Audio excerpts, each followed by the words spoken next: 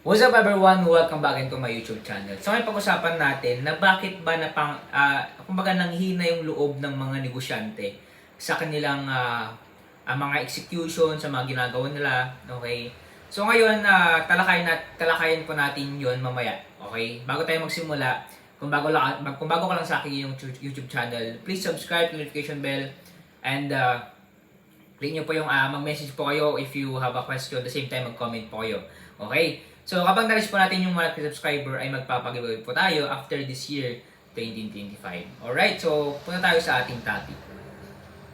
Bakit nga ba napanghinaan ng loob yung mga negosyante at hindi na tumutuloy? Unang-una sa lahat, okay, sila po ay walang support system.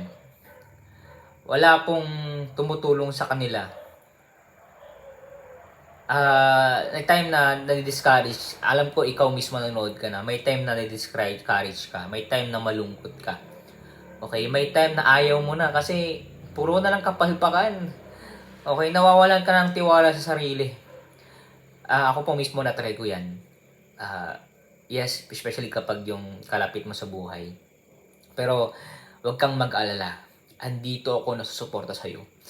Kung kailangan mo ng kausap, mag-comment ka. Click mo yung Facebook page, official link natin, pag-usapan natin ang problema mo or whatever, ano yung pwede kong maitulong sa'yo. Okay? I-message mo ako. Okay? Andito ako nasuportahan kayo. Okay? Ipaglaban natin yung pangarap natin. Okay? Dahil naniniwala ako na kapag nagtiwala tayo sa Panginoon, magkakaroon tayo ng tiwala sa sarili natin. Huwag natin tignan yung mga sinasabi nila. Lagi natin isipin yung goal, okay, at yung pangarap natin para sa Panginoon, sa pamilya natin, sa mission natin. Okay, bago tayo matapos sa vlog, kung sino pong bilhin na aking lookbook, okay, click nyo po yung Facebook page official na yung description. Message lang po kayo. Salamat po. Fight, fight, fight.